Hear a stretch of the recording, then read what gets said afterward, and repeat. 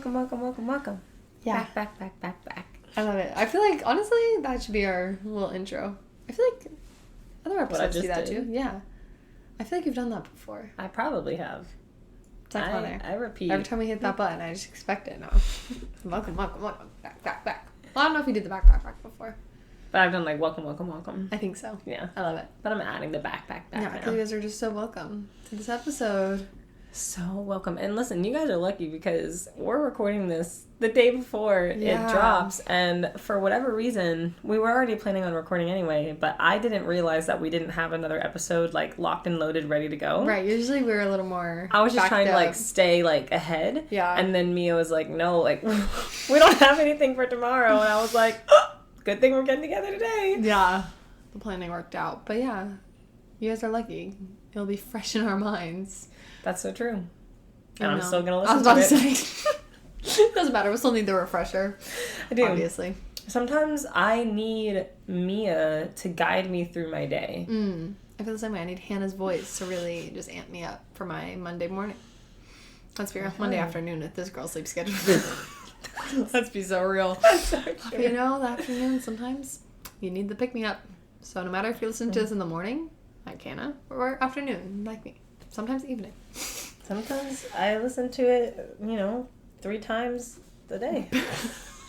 Breakfast, lunch, No, dinner. I don't. With our first episode we dropped, I definitely did because I was just like, it was just like, I cannot believe we're literally like I'm listening to. No, my I remember voice. the first time I saw our logo like on my phone, the Spotify. I was like, this It's isn't crazy. real. This It's isn't actually real. the craziest Like I thing. didn't even think it was possible. Now I'm like, oh yeah, we have another episode that dropped Yeah, because it's just been such become, a like, part of numb our to- routine, but yeah. it's so cool. that It's is still true. so cool. I was literally just telling Hannah before this. This was our 23rd episode. We officially yapped for over 23 hours because some of our episodes are more than an hour Almost a day Yeah. of just yapping, of just yapping. and we have people that still come Oh my back. gosh, when we release our 24th episode, someone out there could listen to it from 12 to 12 if they wanted to.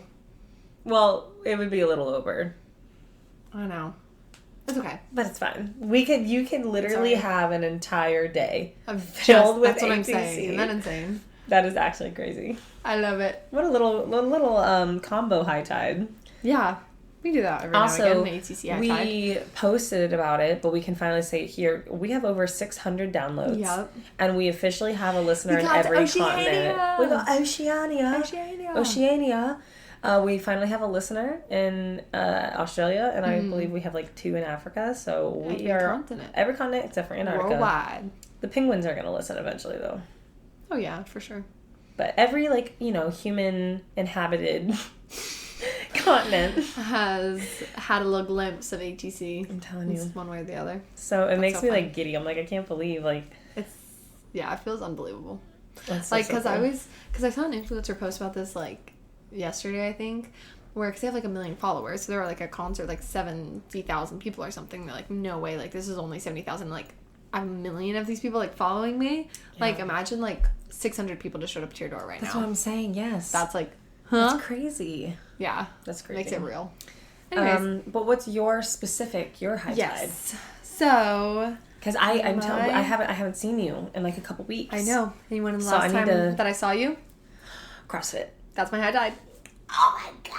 CrossFit with Hannah, because it was the first CrossFit where Hannah was coaching, and it was actually so cool because you could literally see her in her element. Like, because I went with her obviously with different buddy days, but I could see like, oh, it was literally my favorite thing ever. Like, I was so excited, guys. I showed up at the 8:30 class. That's how I was just committed about to I say, was. her and Monet came, and I was so.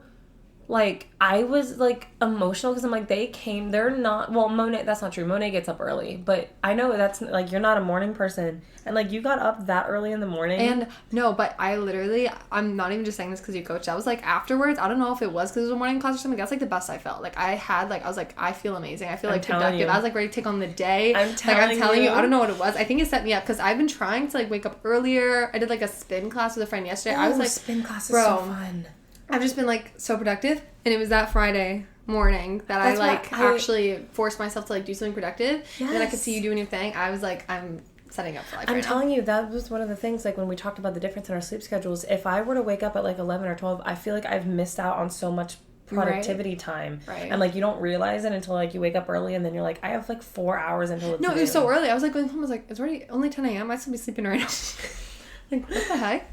No, but I just enjoyed Hannah's coaching so much, and it was just so cool to see her do her thing and, like, get to be, you know, the receiver of it. Yeah, it was so much fun. I loved it so much. I've been having such a great time. Coaching is the best job in the world, so I'm really, really loving it. I love that it's, like, met your expectations, because that's always been, like, such, like, a big thing, you know? It could have easily been, like, oh, it wasn't as good as I thought, but I feel like, I mean, not to speak for you, but it's been, like... No, it has up been. there, right? Yeah, it's been so much fun, and it has not drained me at all. Like, I get so excited to go to work and to do that. And what's cool is, like, at first, I think I was telling you this, like, before Bali, when I was coaching, I was so nervous, and I didn't really have as much confidence, because I was just...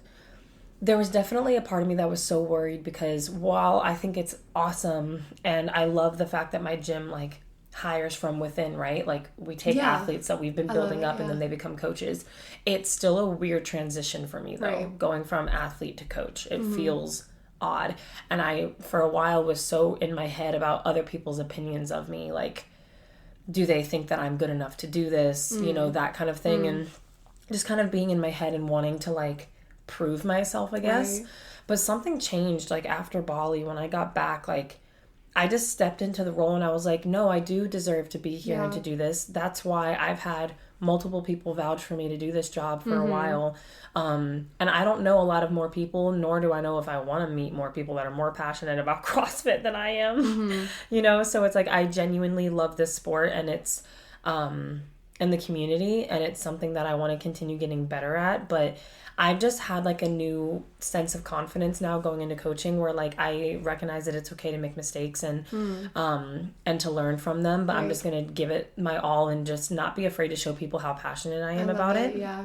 Because I think of myself in the athlete's position, like, that's the kind of coach that I would want. Right. You know, that's the kind of coaches I do want, are people that are passionate about their job. And getting more confident in, like, cueing athletes and helping them. And when I get that moment to, like, help someone and I get to see an improvement, it's, like, the best feeling in the entire world. Yeah. And, like, getting to know the athletes better, like, even people, like, because I'm coaching classes that, like, I didn't really take myself very often, so I'm getting to, like, really know people that I didn't know that well at my own gym. So it's just been really, really so rewarding, and I can't wait to continue to grow in it and to continue to learn more.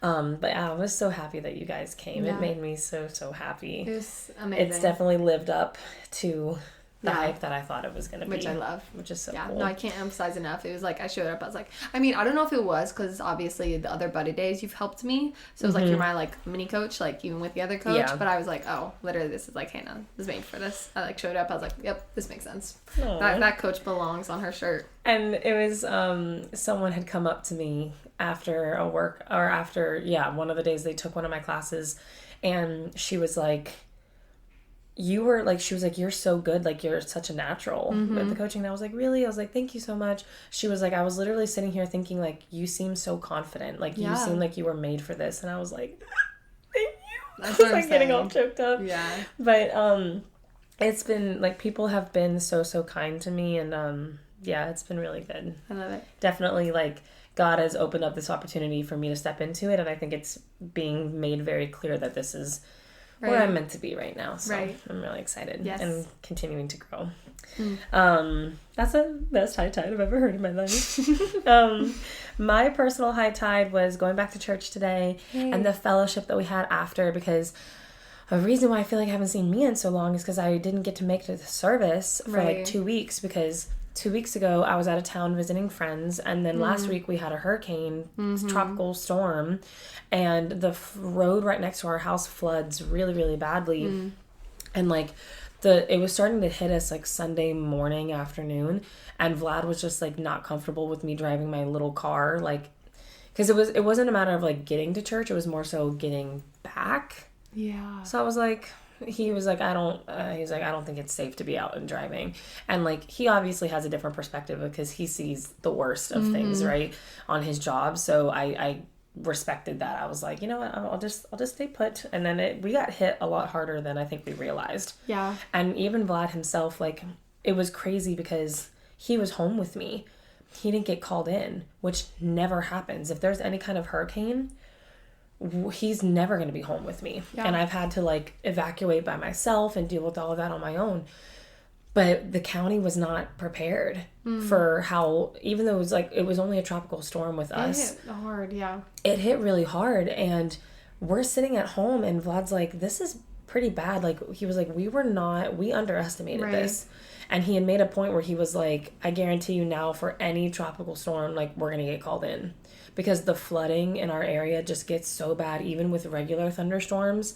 Like Largo was like underwater. Yeah. Like Shore Acres was like underwater. It was really, really bad. So, he didn't want me out and driving, which is totally fair. So I finally was back today. The pastor from the Cork Church in Ireland was there today. We got to hear him speak at our church.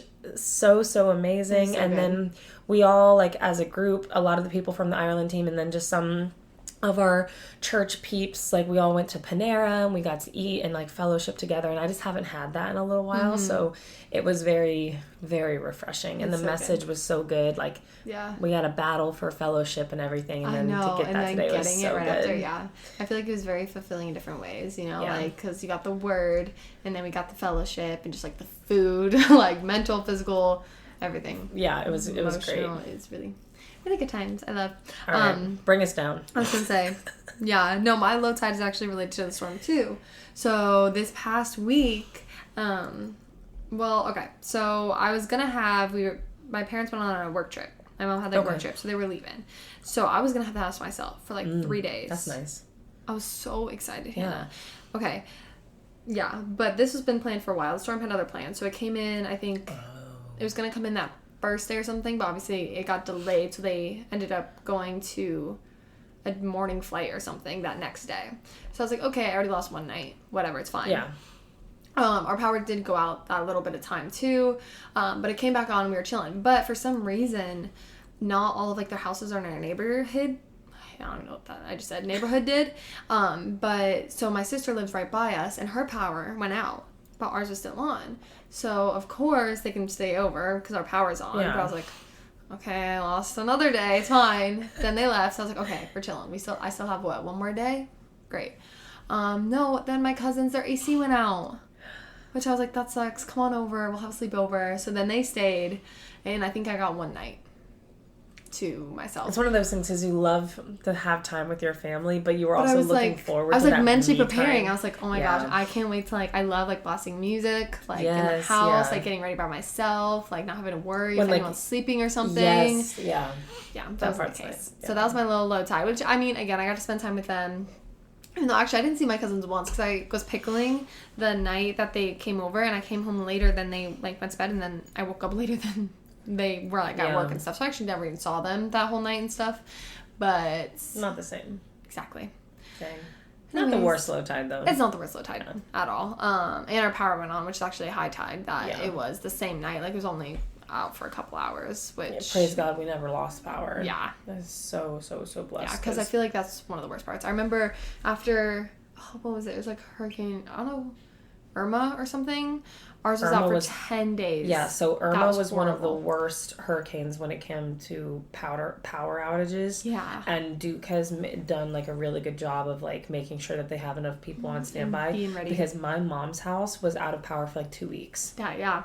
Like that's, you can't, in Florida in the summer, you can't live like that. No. Like that's nuts. Like you don't even think, like me and my mom were like making it like a challenge or a joke because like how many times you like even flip the light switch when the power's out because like you don't think or like charging your phone I'm like can't do that like power's a big thing. I don't know how. Even my for the storm my cousin she came because their power went out and she was like I cannot sleep in this no AC like in this dead heat of summer, and especially like after a storm like that the air is so heavy, it's so humid, and so she ended up coming over at like 11:30 at night because finally their road had stopped flooding because one of their storm drains was clogged. There were a couple of their neighbors that like went and like declogged it because their roads were flooding so bad they were worried about their cars. So I was like, girl, if your road's not flooded, like why are you suffering? Come over. So she ended up spending the night, but thankfully we didn't ever lose power. That's nice. So my low tide is pretty low. I'm Oh. not gonna lie. It's very emotional. Anyone that's in the CrossFit space already probably knows. But what was sad about it was supposed to be such a high tide that the CrossFit Games are starting and happening. And on the first day, in the first event of the CrossFit Games, we lost an athlete and he drowned. The first event was a run swim. They ran 3.5 miles and then had to swim across a lake, and he drowned and he died. And it's really like rocked the community like really, really hard. There's a lot of like different reactions to it. One of them being very confused and frustrated because it was completely preventable. There were lifeguards on either side of him that, quote, didn't see it. There's still investigations going on, so we don't really have all of the answers to it. And the saddest part is that he had a background in swimming and water polo. He was actually projected to like win that event. He was an amazing swimmer and a great runner. I mean, they all are great athletes, but he was supposed to be doing really well. And he was like less than 50 meters from the finish. Wow. And you can see it on the live stream. I saw it where he's bobbing up and down, like struggling, and no one saw him and no one did anything. And then the camera pans out and he's just gone. And it was in a lake, so it's completely pitch black. That lake apparently was very deep. And it's just been to see his brother. This was the first year that his brother made it to the games, and they were supposed to compete together. Oh my gosh. His girlfriend was there, and she was on the sideline and watched it happen. And she was trying to get people's attention. There were spectators that were watching it happen that were yelling at the lifeguards to save him. And they didn't hear him, and I hear them. And I playing devil's advocate, there's a lot of noise going on at an event like that, at a comp like that. It's so loud, We think they'd be prepared for that, That's the thing. And that's the thing is that where I'm frustrated with is like, number one, I think there should have been more lifeguards. Number two, we don't know yet if they were trained for open water, or if they were only trained for pools. They should be trained for open water if they're going to be doing lifeguarding in open water. And there's a lot of accountability that needs to be taken. And his family seems mad, and rightfully so. It's one of those things where right now I love CrossFit. I love that sport. I love the community. I'm just disappointed in the headquarters side of it for even allowing this to happen. And it's one of those things like where, unfortunately, we live in a very post-active society, and we don't start making the change that needs to happen until after a tragedy is already struck, even though it was completely preventable. I have a personal opinion about whether or not they should even be swimming in open water. I think it should be in pools and pools only, because it just seems like an unnecessary risk. But that is beside the point. It's just been it's been really hard. And then there was the conversation of if the games were going to get canceled or not. They continue to go on with them because they said that 80% of the athletes said that they wanted the games to continue, and they also spoke with his family, and they vouched for the games to continue as well because it's what he would have wanted. Right. And they gave, of course, the option for, the way that people grieve and want to honor him is different. Some people can't even fathom competing right now. Right. And that's perfectly okay. And then there are other people that want to compete for him in his honor. Right. Neither one of them are wrong. They're just different, and everyone grieves differently. Yeah. So they've gone on with the games, and it's just very heartbreaking and very eerie. And it's just to see how the athletes, like the people that knew him and were close to him, seeing them be affected by it, and it's heartbreaking. I cried on and off on Thursday or on Friday, just seeing how it's affected other people, and just thinking of him the excitement going into it, not. And what's crazy is, so he's from his name was Lazar Jukic, and he just was an amazing person and an amazing athlete, and he won his entire semifinals in Europe. He was coming here to win the games. That's man. What I'm saying. Think about all the preparation for it, and for it to. And that was another reason why they didn't want to cancel the games, because if you think of football or hockey, how many games do they play? You know, where if you have to cancel one of them, it's not that big of a deal. This is the only event that these elite athletes get to prove themselves and get to compete, you know, at this high level. And a lot of these athletes, like, you know, winning that prize money is what helps them continue in the sport. Right. So it's not something where it's just as easy to say, well, let's cancel. Like such a skip, yeah. You know, so it's a lose-lose situation. There's investigations going on about what's happening, and I just hope that CrossFit headquarters can do everything that they should be doing now and take accountability for where they royally dropped the ball to the point where someone lost their life. And that we make sure that they do everything and spare no expense to prevent this from happening again, and that his family is taken care of. Yeah. So it's been, you know, I look forward all year to watching the games, and it's like my favorite thing. And then it's just been a really, really sad time in the CrossFit community. So Rip Lazar, and they've already like raised hundreds of thousands of dollars for his family, and a lot of the athletes are donating their prize money to his family. And you know, a lot of the community has come together, that's the heart of CrossFit, is the community, right? Yeah. And the love for each other in our sport, regardless of what the higher ups, you know, the decisions that we disagree with that they do. The core of CrossFit is the community and the love for the sport. Right. So we're hoping, and like I'm seeing people band together and come together as a community to try to support each other and lift each other through the really dark time. So which is the best part about it, but it's really, really hard. No, it's heartbreaking. It's so tragic. Yeah. Very tragic. So that's my low tide. I was going to say, it's a very really low tide. Yeah. Very low. But low tide. I can say that he was a believer. He believed in Jesus Christ as his Lord and Savior, so I believe that he is in heaven, which gives so much hope, you know, that he's not suffering. Right. So that because I wasn't sure, that was one of the first things I thought of was, did he know Jesus? And one of my other favorite athletes, they're up and coming, he's doing amazing right now. His name is James Sprague. He's a big believer.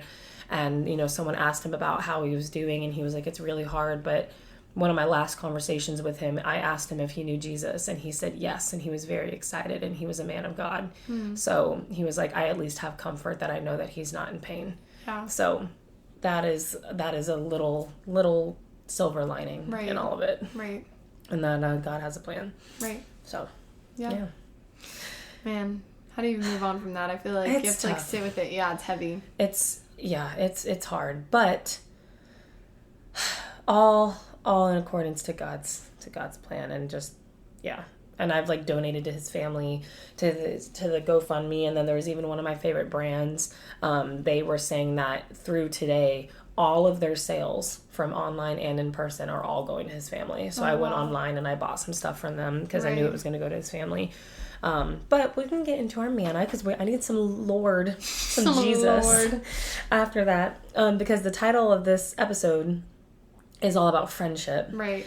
The idea of friendship, the kind of friendships that we should strive to have, and the impact that friendships can have on our life. How to navigate just the whole friendship aspect of, you know, our lives, you know, good, bad, everything. And we've talked a lot on the podcast before about fellowship. Yes. In the same realm. I feel like fellowship can be a little bit more broad with, you know, multiple types of people. I feel like your friends are, I think of your close circle. Right. These are the people that you are communicating with on at least a weekly basis. If not, you know, daily. These are people that, like, okay, I actually have this conversation with my friends. Everyone has a different definition of friend.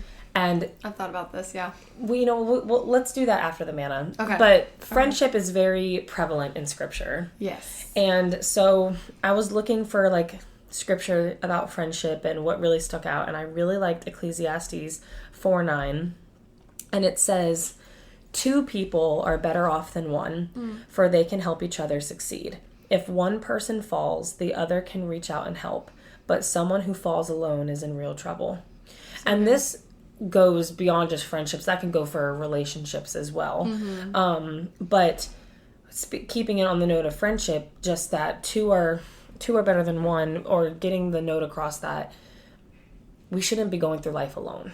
Right. You know, whether you're single in a relationship, whatever, but we're called as Christians to be in fellowship, to be in community. One way or another, yeah. As human beings, we are not...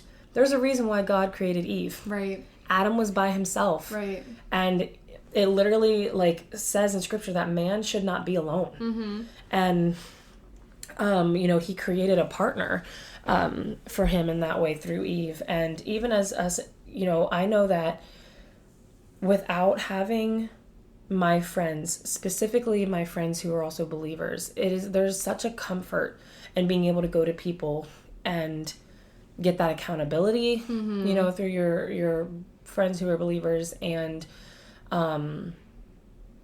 having those people to lean on, knowing that when you ask them for advice, it's going to be coming from the Word. Yeah. You know what I mean? Because if you get worldly advice, it's going to be so drastically opposite. Right. And I think we're seeing that a lot. Like, yeah. I could ask one person that, you know, doesn't know Jesus, that is very much of the world, relationship advice, and it's going to completely go against what the Word says. Obviously not every single time, but like the way that the world is going in terms of morals, mm-hmm. it completely contradicts Scripture. Yeah. And I'm not surprised by that. It's not something I'm going to get angry about. That's to be expected.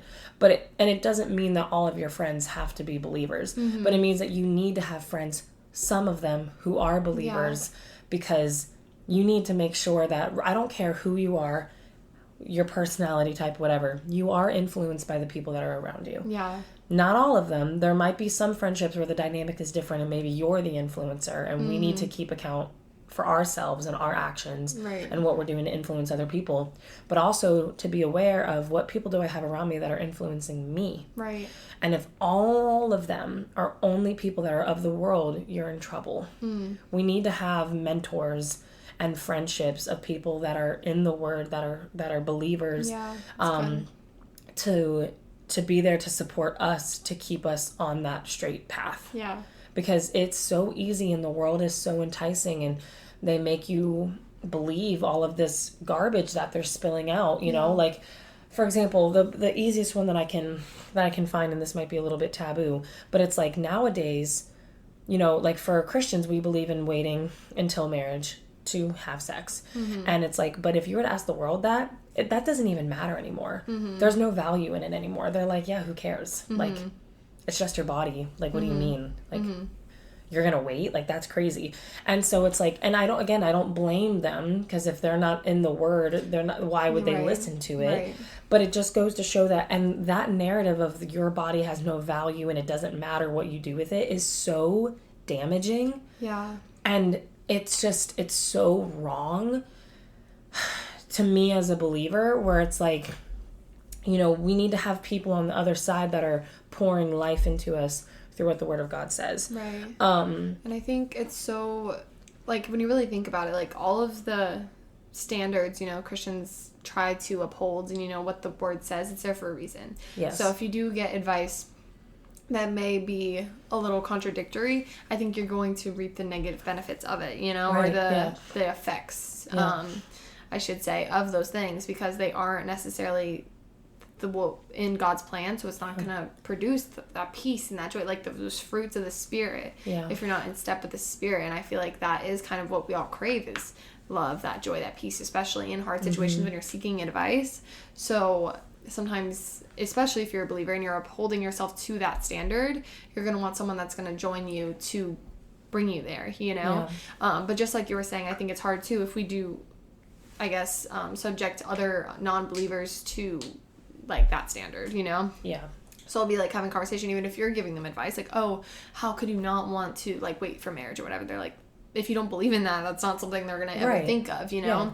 Well, because they're going to, like, majority of the time, the people in the world, you're going to go with whatever your flesh desires. Right, because you have no reason not to. Exactly. Like, no one's, like, telling you not to. And the world, in fact, is telling you, do whatever makes you happy. Right. That's the narrative right now. And I find that to be very, very dangerous. Yes. Just to do whatever makes you happy. Do whatever feels good. Okay. I can have a whole rant on that. But, yeah, but it's like, it's not anything I judge them for, because, like, they don't know any any different, or maybe like they know of what I believe, but it's not something that they choose to believe, so why would they live by the same moral code? Right. And I just think that can be a struggle within just relationships in general, you know, whether it is you know, I think just believers and non-believers, you know, just that battle of like judging them for, you know, the standard that they hold for themselves, and then trying to hold someone that doesn't want to do these things or follow God's word if they don't really believe in it. You know, how are you going to do something you don't believe in, you know, or try to strive for it?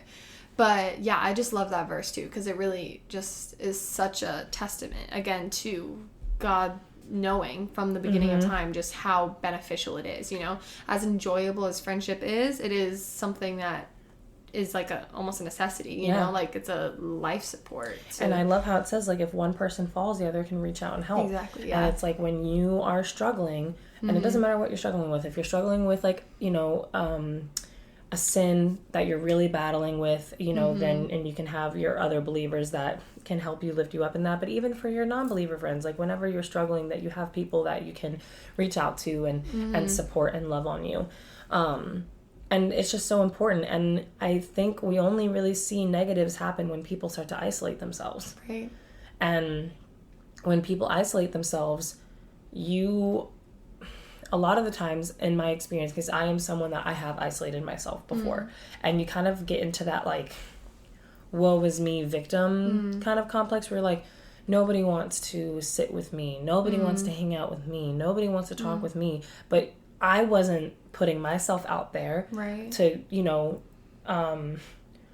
to even try to develop friendships. And if the people that you're trying to reach out to, let's say you are putting an effort and they're shooting you down or they're being rude to you, then they're not the right people. Right. You need to find a different group.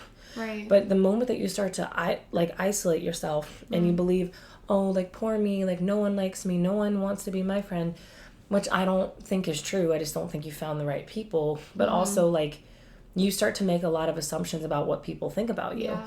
And in reality, it's like maybe those people actually have nothing against you. Maybe they're intimidated by you and they want you to come up and say something and they're nervous or they think that you're going to reject friendship from them. Right. You know, you never know. And it's dangerous when we make assumptions about it's so true, people and their intentions and their actions. You know, you need to put yourself out there and find your group of people. Because community and having daily human interaction and having a support system around you is so unbelievably important. Yeah. And yeah, I mean, I know we said we were going to talk about this with the whole like different definitions of friendship too, because I think when people think like, oh, I don't want to reach out to someone because they think like, oh, then they're going to do this, this, and this. I feel like support, like this verse is kind of talking about, like kind of picking someone up can look different for every situation, for every person, you know? Yeah. Because maybe there are some people that I guess are more just solo, you know, like don't necessarily, they might think of like a friendship and be like, oh, that seems like not something they'd want. I feel like I have been in a place in my life with this when it comes to just certain types of, I guess, friendship qualities. I was like, oh, that seems like work, you know what I'm saying? Now I've obviously noticed some of the positive effects of those things, but I think even if there isn't something that matches with your personality, like you were saying, there's different friends, different just ways to support people. And I think obviously conveying that is super important too. If you are going through a hard time, being like, oh, you asking me about everything isn't going to help. Like, I just need someone to like be with me at this time, you know? Someone that, or maybe you do want to talk about it and that person, like, you know, just conveying those things. And I just think, again, it'll look different for everyone. And realizing that is a pretty important thing so that you can actually start to accept help and accept just friendships and relationships and just things that you can enjoy, you know? Because on top of having a support system, I think friendships are so fun, you know? Like having just people that you can do life with and just talk to. Ones. Yes, exactly. Which takes some time to find, but what is your, like, to you, because again, like we said, what a friend is different to everyone. Like, I know some people where if you have one conversation with them, they're like, oh my gosh, we're friends now. Yeah. Right? And then other people like me, I have a little bit of a higher standard for what I consider a friend. A friend, yeah. I don't use that word lightly. So, but some people throw it around. Neither one of them are wrong. Right. It just depends on what it is to you. Yeah. So, like, what is your definition of That's a great question. I don't know if I ever put it into words. I think I probably, I don't know, I don't throw it around very lightly, but just because I don't want to be that person, be like, oh my gosh, we're friends. Like, wait, I didn't know we're friends. I'm like, oh yeah, no, we're not. Actually, I hate you. What's going on? Like, I feel like I would always compensate with that. So I'm friends when you say we're friends. Just kidding. But That's real. But no, I think how I would really define it is, I think like just almost like intentional, and like it's just more intentionality, you know? Because like Yes. I think in certain just aspect, whether it's school, work, whatever, you talk to people all the time. You can just get something from them. Like it's just like you need to talk, whatever. But I think if it's an intentional to enjoy it, I guess, like intentional conversations or hangouts or that sort of thing, I think that's a friend. Like if I'm intentionally wanting to spend time with you in some sort of way, you're my friend. Okay, our definitions are not that different. Okay, bet. I'm like, I just build off of yours like a little bit because I'm like, because for me, the word acquaintance is not used enough in my opinion. I have tons of so many friendly acquaintances. That's so true. Yeah. Friendly acquaintances. Yes, like people that I see around will have, you know, cute little chit chat conversations, but I don't know anything deep about what's going on in your life. Nor do you know about mine. We're not really looking to share that. But I love seeing your face, giving you a hug, giving you a wave. Would I consider you a friend? You're a friendly acquaintance. Love seeing your face. If you would like to become friends, then like, you know, let's go out and get for coffee or something like that. Right. But to me, a friend is a very big word for me. Okay. And for me, a friend is like very similar to what you said, where I am putting in the effort to talk or see that person outside of forced occasions. Yes.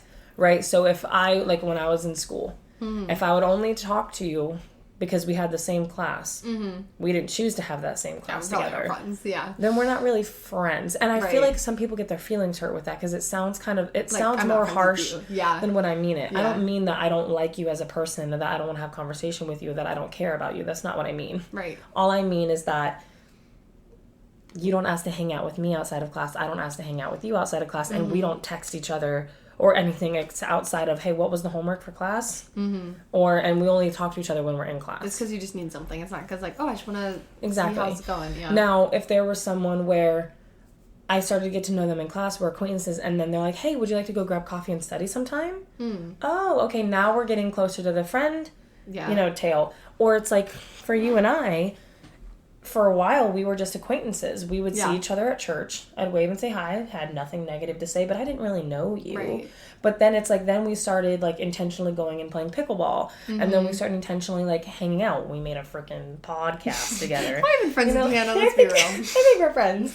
But it's like when I start putting in the effort, or when that person starts, when both people start to put in effort to see and talk to each other outside of, like, I was going to go to church whether or not you were there. Right. Right? I was going to go to class whether or not that person was there or not. But I'm not, like setting up a specific time to hang out, to have quality time. That intentionality. Or, like, I'm texting you, like, at least bi-weekly. Like, at least. Like, hey, how are you? How are you doing? You're there, like, in that person's tough times, and you like you know, you can rely on them for support or for advice. We've had some crying sessions on my couch before, you know, so like it's stuff like that where I'm like, okay, that person is a friend now. They have graduated from acquaintance to friend. I don't feel like enough people appreciate the acquaintance stage. I appreciate the acquaintance. Yeah. It's not a negative thing. Because there's so many possibilities. Like, oh, That's I don't what know I'm saying. this person. I can't wait to be friends with them. Yes. Me and Bella love to use, like, the term friend crush. Like, if you see someone, like, oh, I have a friend crush on them. Like, I want to be friends with them. Like, but we're still acquaintances right now. But I want to be friends, you know? Like, yeah, that's and I just feel like it comes off more harsh of, like, no, I'm not friends with that person. It doesn't mean I don't want to be. Exactly. Right? It's just saying for right now, that's just not where we're at. Yes. And it's not just me. That person doesn't ask to hang out with me either. And that's okay. I love having my friendly acquaintances of people that I can just see, you know, in the my normal day-to-day routines. Like, hey, what's up? And I think that, you know, there is a space for saying, like, oh, I have work friends, people, but, like, you're only talking to them when you're at work, you know? So for me, like, I've never considered myself as someone who has a ton of friends, because I've always kept my circle relatively small. Number one, because it's overwhelming to have, like, 20 plus, like, you know, close friends or whatever. Like, it's nuts. But, like, I don't know. That word means a lot to me. And I will say, like, lately, I've had more friends than I feel like I've had in a while between, like, you know, with the missions teams, and like we get so close to those people, and you bond in such a different way. It's so true. And it's been so great to have a bigger friend circle. Yeah. It's nice. Yeah. And I genuinely, the people that I have in my circle, the people that I have in my corner, I love and adore, which goes right into what we also want to talk about, is like the people that you choose to have around you. Yeah. And why that's so important, because I know that every single person that I would consider a friend has my back. Yes. I can call them, I can text them, and they have my back. And, you know, they, even if they're not a believer, they would never lead me astray to do something that could harm me. Right. You know, I can trust them. In, whatever capacity. Yeah, to go beyond, like, just the definition of a friend, I've always thought there are different levels of friends. Oh, 100%. You know what I'm saying? In my life. Because there are obviously friends where I literally, you know, good, bad, or indifferent, I'm just, you know, we're hanging out having a good time. Like, just going to Taco Bell, you know, randomly. Something random. Or there are friends where I'm literally, like, can tell them anything, can trust them with anything, you know what I'm saying? Yeah. And I think it is biblical to kind of use discernment in those situations, that kind of wisdom to decide whether, I just literally met this person at the grocery store. We are getting coffee, but should I tell them absolutely all my deepest dark secrets right now?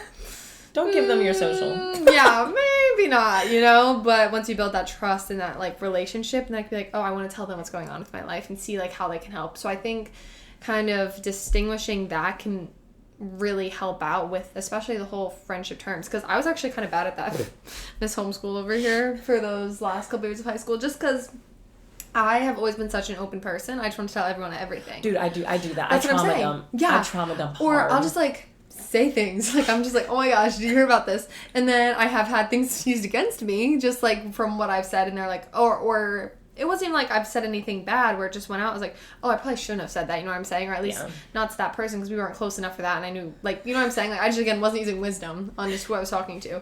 But I can say now, like, knowing and having people, again, if I'm going through a hard time, especially if it's a specific hard time, like, there are moments that I've gone to you because, like, I know that you would understand it more than anyone else, you know? Like, I can know, like, Hannah, like, has me here, you know what I'm saying? And, like, I feel comfortable enough and we are close enough that I can do this. Yeah. And there are friends where I'm just like, let's just go bowling. You know what I'm saying? Let's just go bowling. Not the bowling. But those are so good, too. Like, I think they all just add both. so many great elements to life. Yeah. Some may have more tears than others, but again, there's growth in everything. Yeah. And I love it. I love variety, I guess. I like diversity. I think is very important in the friendship world too. It is. Not you only need just in different your friends life. for Yeah. different things. I definitely, and just they'll obviously have different point of views and just different ways that they can enhance your life. Yeah. You know how many little jokes and stuff I've stolen from Bella? She's enhanced my life a crap ton. She's so I funny. love I'll be like, Bella. let me just steal that from her. No, but like being so for real, like they're just There's times like where you're like saying something and I'm like, okay, Bella. No, I literally steal everything she does. I love it. I'm literally just her little copycat. But yeah, so I don't know. I did want to ask you though. I mean, obviously, I want to hear your opinion on like the different elements of friendship and like the different stages, I guess I would say.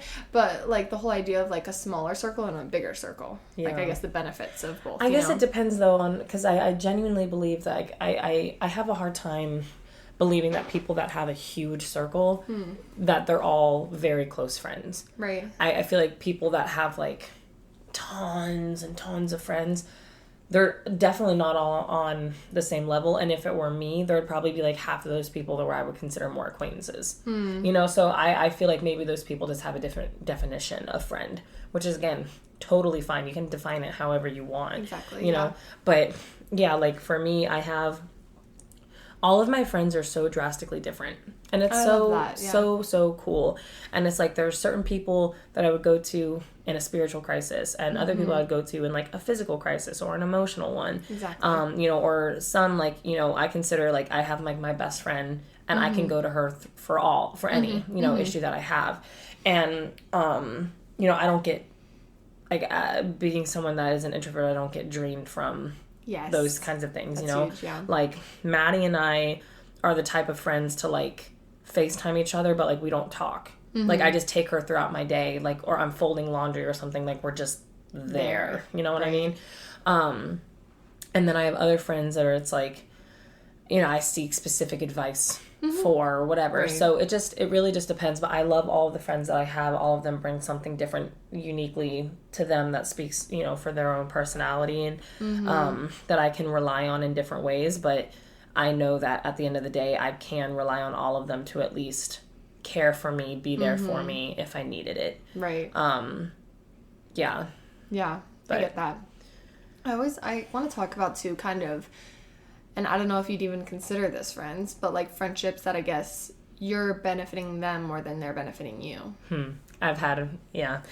That's a tricky thing that I think everyone is going to encounter at least once. It is. And here's the thing, and that's not always a negative thing depending on why and how long it's happening, right? So just like, friendships are very similar to relationships in a sense. And in this sense, it's like, in marriage, I don't like the statement that like, oh, marriage is 50-50. It's not always. Sometimes it is.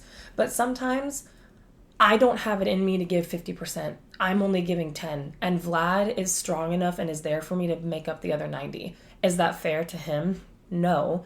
But that's marriage. Does it last forever? No. Because I know that if something were to happen to him and he were to drop down to where he can only give 10%, I'm going to pick up his slack, right? Like we're partners. Because life is just full of so many ups and downs, right? Like, and there are going to be times where someone is going through it. They're going through loss. They're going through grief. They're going through some kind of season, a rough season. And they should not be expected to give all that they can to that friendship. That's when you as a friend go to help them up. Exactly. Like what scripture says, to help pick them up when they fall. However, the intention matters, right? That person is struggling and they're relying on their friends to help them. There's a difference when friendships turn on a different side where this person is intentionally not pouring into the friendship because they just want to reap the benefits and they don't want to put in the work. Exactly. Yeah. That is not the same thing. Right. Right? So it's like when someone is going through a tough season and we're there to help them, the seasons come to an end.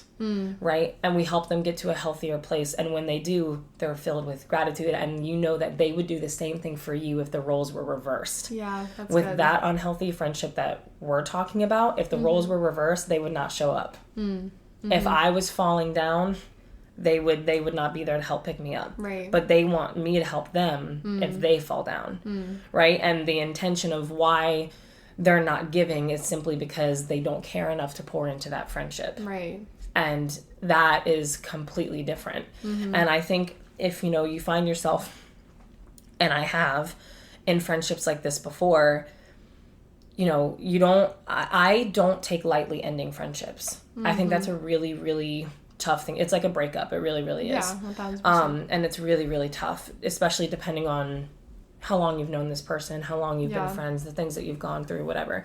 So if you find yourself where like things are kind of seeming one-sided for a bit, number one, like wait it out, see, figure out there's something going on, figure out the reason for it. And then like eventually you need to just have a conversation with them and you have to bite the bullet and you have to be like, hey, like things have felt kind of one-sided lately. Are you okay?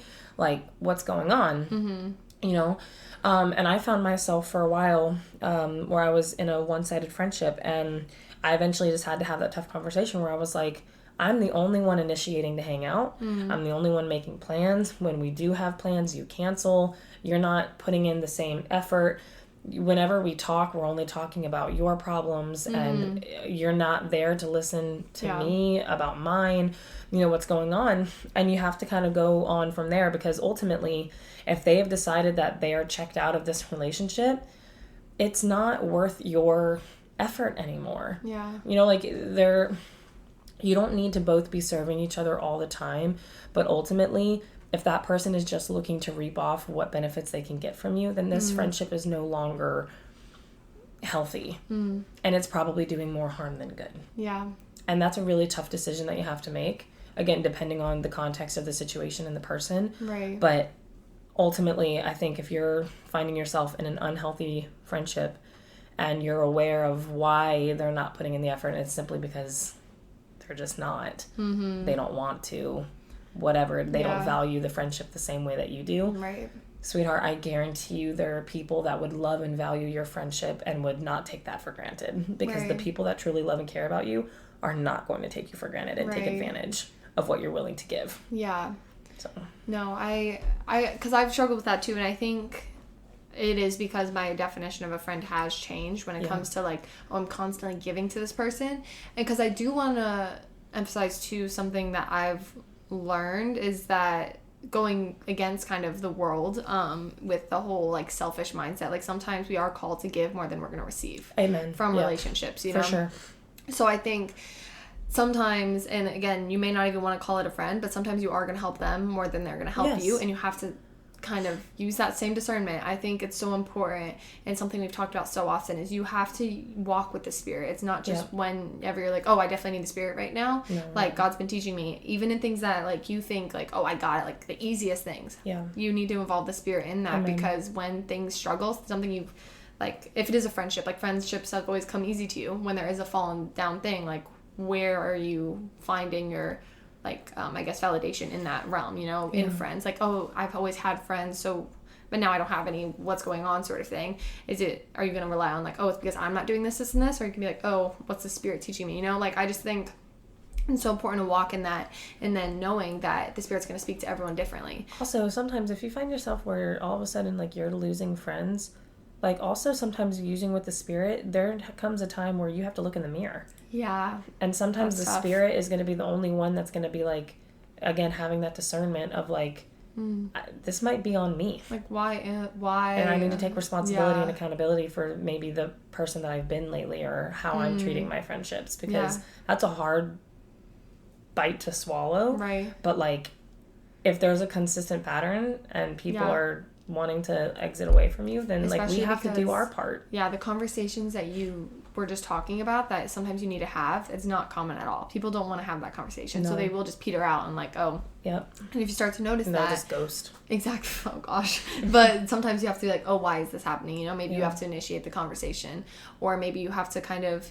Sometimes I have to distinguish kind of a relationship and a friendship. So in my mind, like I'm not necessarily expecting more from them. Yeah. And then getting disappointed, because I think sometimes with friendships, like people, I've even done it where you place certain expectations on them that they're not even like didn't agree to live up to. Right. So it's all about just deciding how can I obviously be the best friend to them. Yeah. Like God teach me how to be the best friend to just everyone that, you know, I'm honored and humbled that they even want to consider me a friend and sometimes hang out with me. There's wrong on both ends. Sometimes like there are just people that don't. They just clash, and it's that's so okay. True. I think so oftentimes like we just grasp on to like, oh, I want, especially everyone if you're has to like me. Yeah.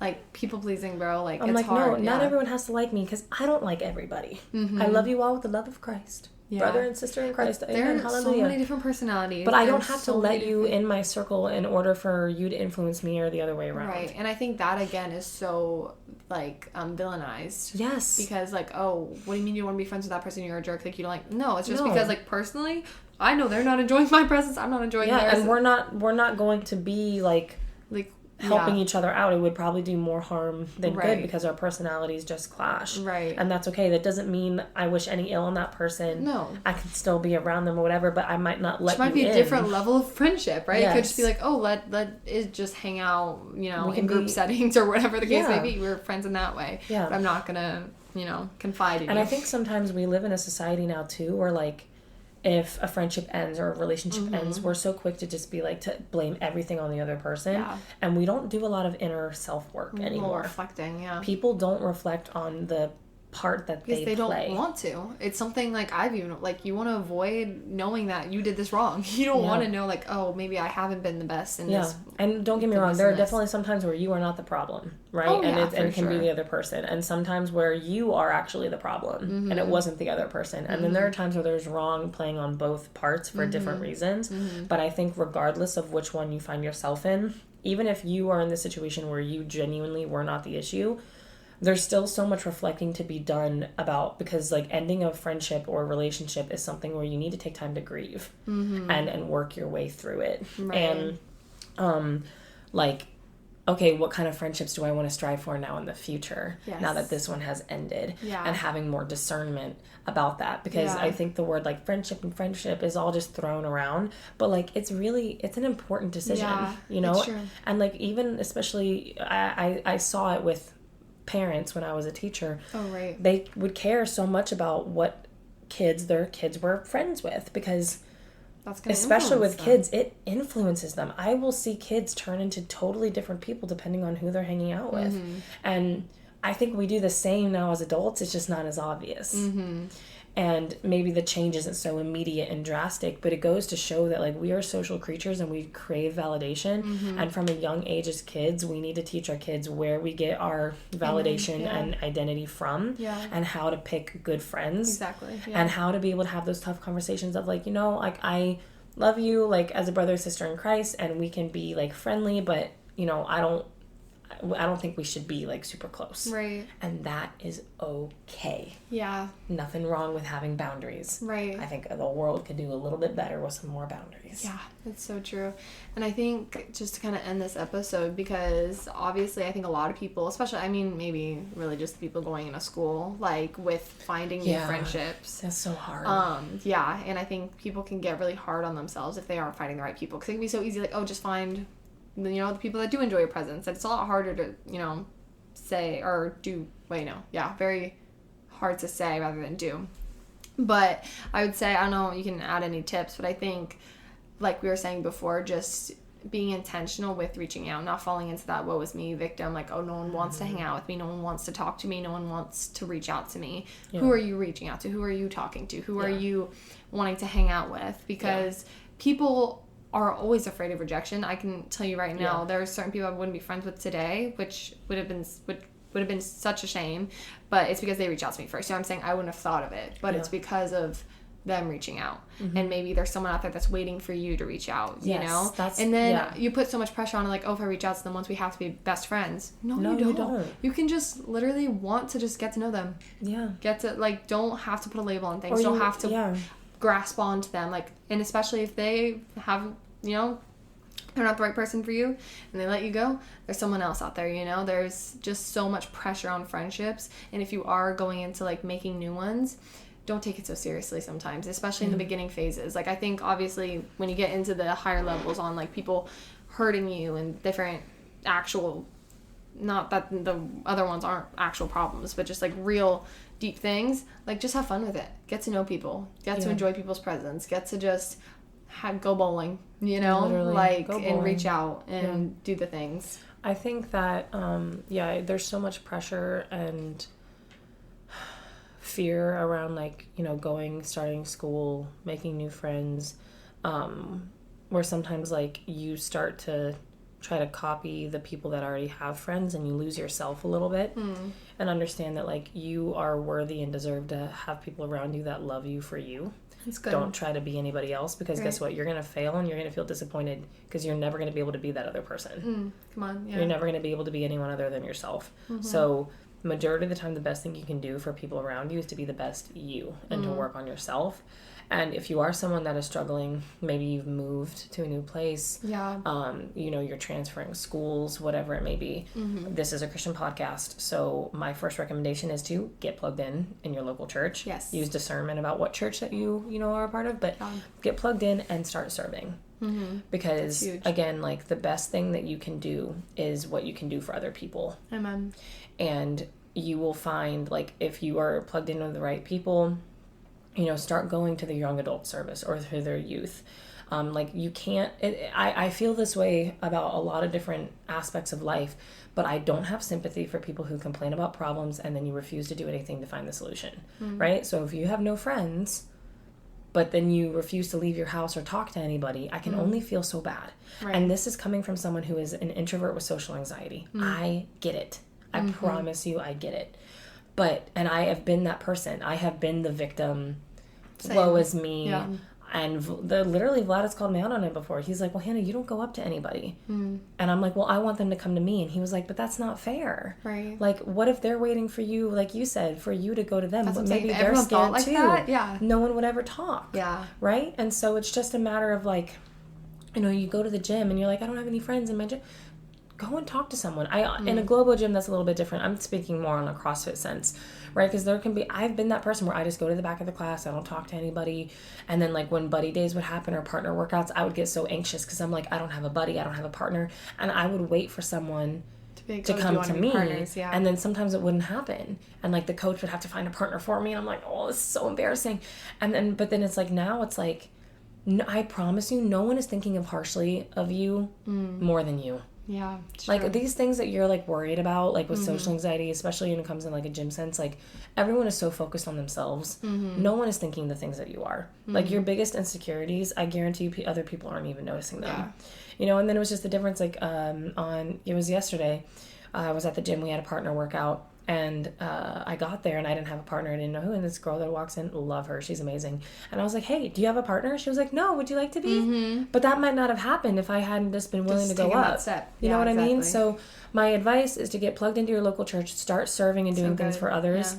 Yeah. You will find, you know, I think like that's the best place to start. And then when it comes to school, if you're into sports or clubs or like get involved in some way, shape, or form. It's something that you enjoy doing. Yes, and you can be authentic in. Yes, with common interests. Yes. You know, or again, like that's why I love CrossFit, because it's all about the community. You know, and I've seen it, and like I have so many friends and people in my life because of my gym. Right. You know, so you just have to find whatever you're passionate about and get plugged into whatever you can around you. And I'm sorry, it might not be what you want to hear, but you're going to have to put yourself out there. Yeah. At least 50%. You don't have to be the person that's going up to everybody all the time. I get that. I don't want to do that. I'm not that person either. Yeah. I'm not the golden retriever butterfly type, you know. But you do have to take responsibility for the part that you play too. And especially for me, I didn't realize for a long time that people find me very intimidating. So like in college and stuff, like, you know, my really only, like, I had, like, some, like, you know, friends, but, like, majority of my friends were just, like, my roommates. And they were like, Hannah, no one wants to come up to you and talk to you because you're freaking scary. Yeah. And I don't find myself to be an intimidating person. That blows my mind. But, like, I've had a couple people, I think there's, I'm trying to remember who it was. Oh, I think it was Alexis on the island trip where she was like, I thought you were really mean. And she was like, I never spoke to you, but you just seemed like really like scary. And I have a really bad resting mean face. So sometimes you have to prove you're not mean and not hating everyone. Yes. And I'm like, so you have no idea what other people are thinking. Yeah. And maybe there were so many friendships I missed out on because I was sitting with a scowl on my face in a dark corner with a hoodie over. And I'm like, why won't anyone talk to me? Because I look like a freaking Sith Lord. Like no one wants to come up and talk to that, Hannah. Oh my gosh. So, you know, I needed a little bit of reflection, and I needed to put myself out there because, like, I'll have the meanest scowl look on my face, not even trying to, and then someone comes up to me and I'm like, "Hi, it's so nice to meet you." Yeah. So you never know, man. You got to be willing to put yourself out there. Yeah, it's true. And I'm sorry, but be picky with your friends. Oh. Have standards. Oh. Not just in your relationships. Oh. Okay. Because you deserve it. You deserve to have the best people around you. You deserve people that care about you, love you, that enjoy you. Yes. For exactly how you are. Yes. Because you are a gift. Yes. We love you. We love you. We love you. And if you don't have friends, guess what? Yeah. You have friends now. Yeah. Tune in. Come on. Tune in. Join us in a conversation. I hope there's someone out there that, like, talks back to us. Somewhere. No. Okay. Actually, I hope so. I think it was Maddie. I think she told me, she was like, I get so frustrated because, like, she'll play us and then, like, she's literally talking back because she's like, it feels like a conversation. I love it. And she's like, I pause it because I want to respond. I have something to say. And I want to add to it or something like that. And I was like, I love that it feels that homey, you know, and that you just... we are your friends. Literally. Yeah. That's like, isn't that like in our bio, like your new favorite lifestyle podcast with your two new best friends? Something like that. Something like that. And guess what? We are not that important of people, so you can just reach out to us on Instagram. No, literally. The DMs aren't flooding too much yet, guys. So if you really, you know, the only people in my DMs are me and Mia. You know what? And our parents. And our parents. Because up there. But yeah, our bio says a chatty lifestyle podcast where you catch up with your two new best friends. Not even friends. We're best friends. Come on, guys. Reach out. Alright. This is why I love it. Yeah. Expecting your DMs, guys, as we end this podcast. Well, when we release it first. I'm hoping there's intuition out there. But we love you all. Have a wonderful day. Have a wonderful day. Have a wonderful week. We'll see you guys. We'll see you next week. Talk to you guys next time. Yeah. Bye. Bye.